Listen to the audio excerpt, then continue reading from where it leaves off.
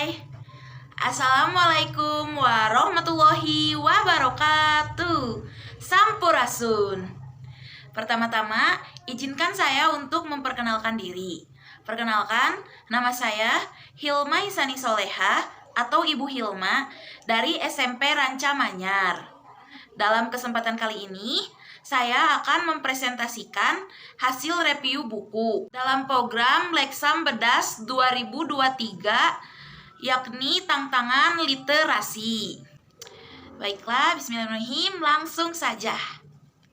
Buku yang akan saya review ini berjudul Jonetsu Sosatonaru, atau dalam bahasa Indonesianya, Semangat Jadilah Pemenang. Nah, seperti ini bukunya. Buku ini merupakan karangan dari Shinichi Tagawa. Penerbitnya yakni High Pace Publishing dengan jumlah halaman 140 halaman. Dan teknik yang akan saya gunakan dalam tantangan pertama ini yaitu berbentuk Ishikawa Fishbone.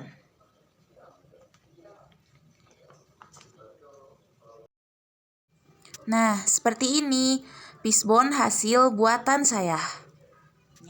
Saya akan mempresentasikan hasil review fishbone dari novel yang berjudul Jonetsu Sosatonaru, Semangat Jadilah Pemenang. Di sini ada beberapa pertanyaan yang ditanyakan.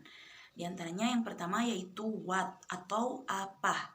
Apa yang diceritakan dalam buku tersebut.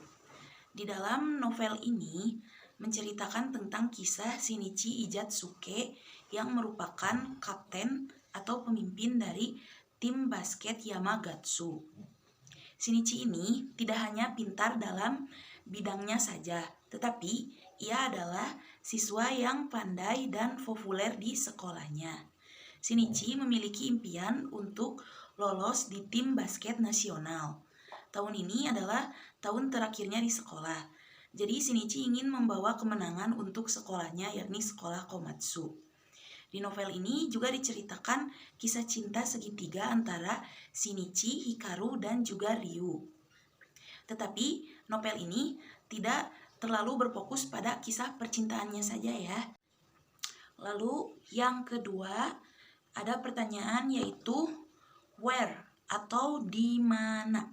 Jadi di mana latar novel tersebut. Latar novel ini yaitu di Shibuya, sebuah nama kota yang ada di Jepang. Dan yang ketiga yaitu Wu atau siapa. Jadi siapa saja pelakunya. Yang pertama tentu saja ada Shinichi ya, yang tadi sebagai kapten basket. Dan yang kedua yaitu Hikaru sebagai sahabat dari Shinichi. Hikaru ini adalah seorang gadis yang cantik dan juga pandai. Lalu ada Ichiko. Ichiko adalah adik dari Shinichi. Dan yang ketiga ada Tanaka yang merupakan sahabat baik dari Shinichi. Dan yang keempat ada Keisa. Keisa ini sahabatnya Ichiko yang sangat menyukai Shinichi ya, atau ngefans. Dan selanjutnya ada Ryu. Ryu adalah siswa baru pindahan dari kota Kyoto. Dan juga yang terakhir yaitu pelatih Shinji. Lalu yang keempat ini ada when atau kapan. Kapan kejadian ini terjadi? Kejadiannya itu terjadi pada saat semester akhir sekolah. Yang kelima ada why atau mengapa. Kenapa?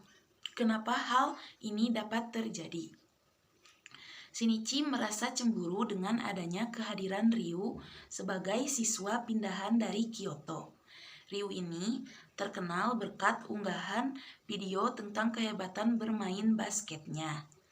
Selain karena cemburu dengan kemampuan Ryu, ternyata Shinichi ini cemburu juga dikarenakan Ryu ini merupakan mantan kekasih dari Hikaru, sahabat yang diam-diam dia sukai. Pada saat pertandingan final, secara tidak sengaja, Shinichi melihat Hikaru yang tengah memperhatikan Ryu saat bermain. Pada saat pertandingan final, Shinichi tidak dapat mengontrol emosinya, sehingga ia kehilangan fokus dan mulai mengacau, sehingga tim Yamagatsu ketinggalan banyak skor dari lawannya. Pertanyaan yang terakhir, yakni yang keenam, ada how atau bagaimana. Jadi, bagaimana akhir dari kisah novel ini? Di tengah pertandingan, Hikaru dengan keadaan lemah akhirnya jatuh tidak sadarkan diri. Jadi Hikaru ini mempunyai penyakit kanker yang disembunyikan. Tim Yamagatsu pun menerima kekalahan dikarenakan Shinichi yang tidak dapat mengontrol emosinya. Pada akhirnya, Hikaru pun juga mengembuskan napas terakhirnya. Akhir dari kisah ini yaitu cinta yang patah, kemenangan yang gagal, dan yang ada hanyalah sebuah rasa penyesalan. Terakhir, ada catatan penting atau hikmah dari novel ini, yakni menjadi pemenang bukanlah hal yang mudah, dibutuhkan usaha dan mental yang kuat. Pandailah dalam mengolah emosi, karena penyesalan bisa datang kapanpun. Bekerjalah keras dan kejarlah impianmu. Jangan sampai menyesal. Baiklah, sekian yang dapat saya sampaikan. Mohon maaf atas segala kekurangannya dan mohon maaf apabila ada salah kata. Untuk itu saya ucapkan terima kasih. Wassalamualaikum warahmatullahi wabarakatuh.